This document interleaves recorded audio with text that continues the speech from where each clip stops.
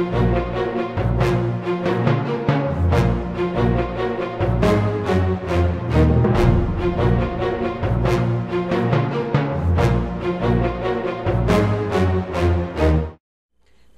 this is Sherry at djsundry.blogspot.com, and I have another animal card to make with you today.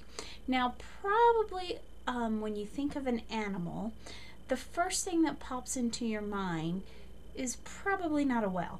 So I thought, well, I didn't care. I was going to make a whale anyway. After all, it is a mammal, although on a different card I'm making a fish. So anyway, we're going to expand our animals to include a couple of sea critters as well.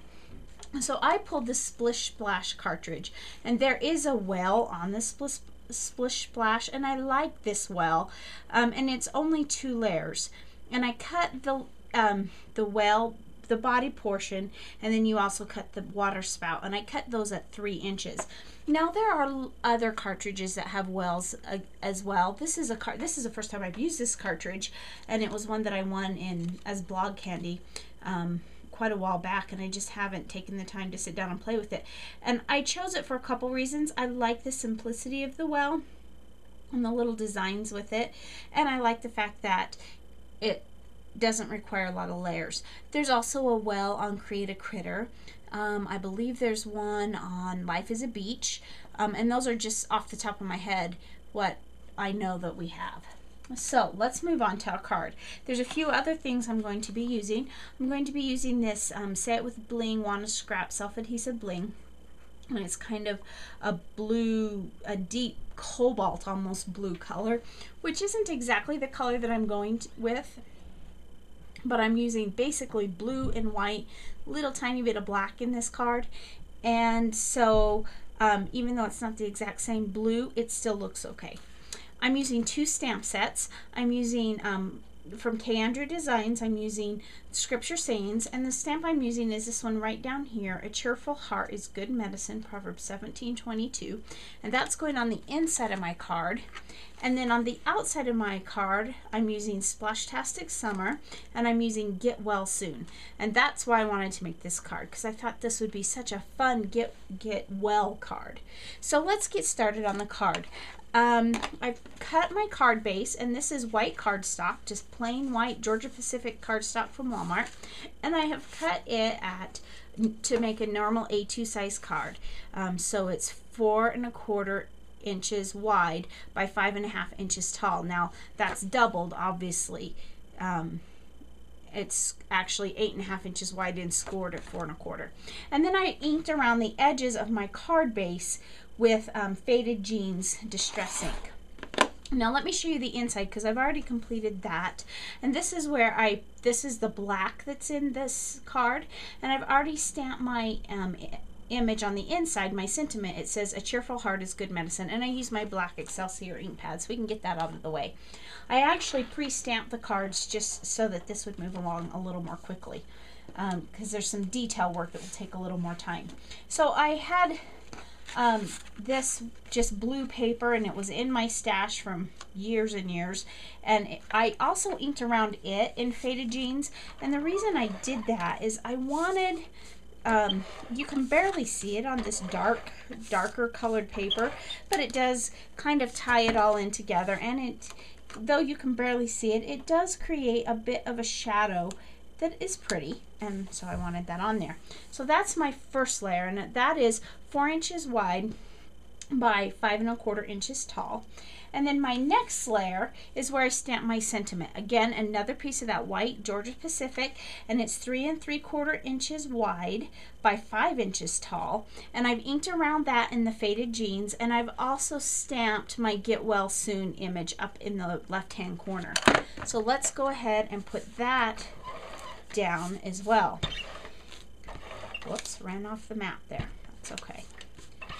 So as you can see, this is actually a pretty simple card using the well that I'm using. Some of the others may take a little more layering and stuff. It just depends on which well you go with, but I really like almost the filigree fill from this well. Now I have yet another blue card piece, and this is actually just paper, and this was from my stash as well. And I cut it at 3 3/4 inches wide, so it'll cover up the blue on the or the white on the bottom and come into contact with that blue.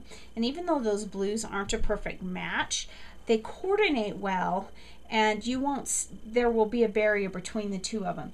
Now I want to ink around the edges of this one, but this is where I want to show you a little trick, just a little time saver. Most of this piece is being covered. The only reason I cut it as large as I did and not cut it as a border is so that I would be able to line it up a little more easily. Sometimes it's really difficult to line if you're just having a small piece, and I wanted it to be lined up a little more easily. So this one is going to go next. But before we do that, I have another piece of this swimming pool paper from Hot Off the Press. This is used this also in another card with the alligator that we made, and I wanted to have a little piece of that because, you know, a well without water is in big trouble. So I did not ink around the edges of this one, and the reason I'm attaching these separate, not just layering it straight on the card, is for some reason I've noticed that some of my pool paper didn't line up and needed trimmed. That one actually is okay, so actually it still could be trimmed just a little bit, but I think it will be fine on the card. So let's go ahead and layer this up. And actually the paper and the layering part of this is almost done already, but the detail work is where it will take us just a little bit of time, but not a lot. So I want to layer this up because I don't want the white to show at all. I'm just going to layer that right up like that. Get well soon. Now the next step that I'm going to do is I'm going to put my well on. Now I told you that I cut my well at 3 inches, and if you see here I've got this light blue behind. Now this well, the only two pieces, the layers that you cut, are the well itself and then the water spout that goes above it.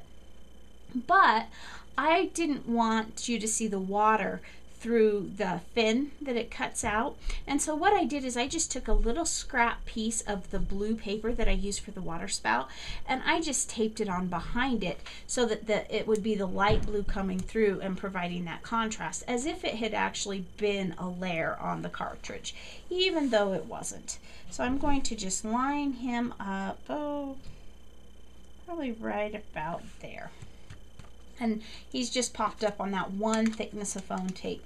Now for the water spout, I went ahead and already cut it and ran it through the Xyron sticker maker, the small one, the 1.5 inch I think is what it is, just to make it a little easier to deal with.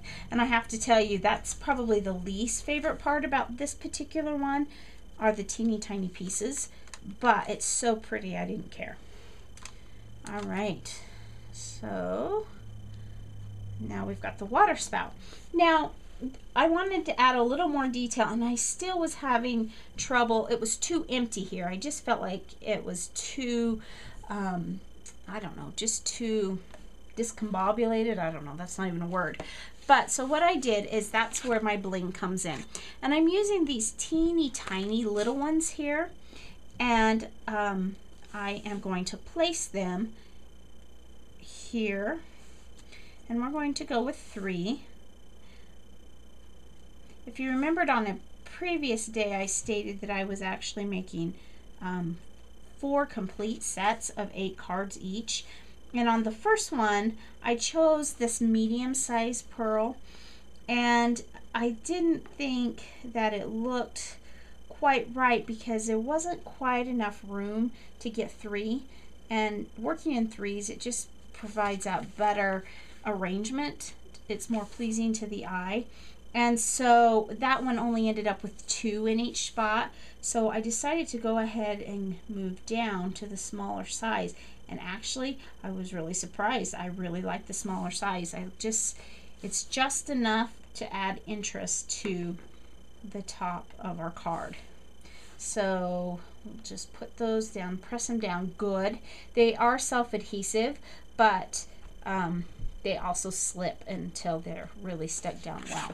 So now there's just one more step, that I wanted to do, and that is to really emphasize the little fin and eye and the water spout. So what I'm doing is I'm just taking my glossy accents and I'm going over the top of it. Now, if you've ever worked with glossy accents before, you know that it goes on a little bit cloudy. It's just when it's wet, that's just the way it looks. It's just a tad bit cloudy. It's not a lot cloudy, but it is a little bit cloudy. But as it clears, or as it dries, it clears up. And so what it will do is it will just add dimension. Now the hard part with this is the tip. Sometimes I personally have a little bit of trouble just getting a really nice image where I want it to be, or a nice area of glossy accents, especially like on the smaller areas of that, because it's really easy to get outside of the lines. It honestly looks worse when it's cloudy before it's dried than it does once it's clear. If you get out of the lines, once it's dried well and is clear, it doesn't look quite as bad. But I have discovered, one thing I've discovered is you want to cap it quickly because it dries out that tip. But sometimes if I go through after I'm done, and I can just kind of clean up some of those edges just a little bit. You don't want to mess with it too much, and if you wait too long, it'll actually wrinkle up your picture or your glossy accents. And I notice now that I'm playing with it, there are quite a few bare spots, and but it just adds that little dimension, almost like an epoxy sticker, but it just adds that little extra bit of detail that will really help this card. That's a pretty simple card, but this will just help give it that little bit of extra punch. So we have get well soon, and on the inside, a cheerful heart is good medicine, Proverbs 17:22. So thanks for watching, and I hope you have a great day.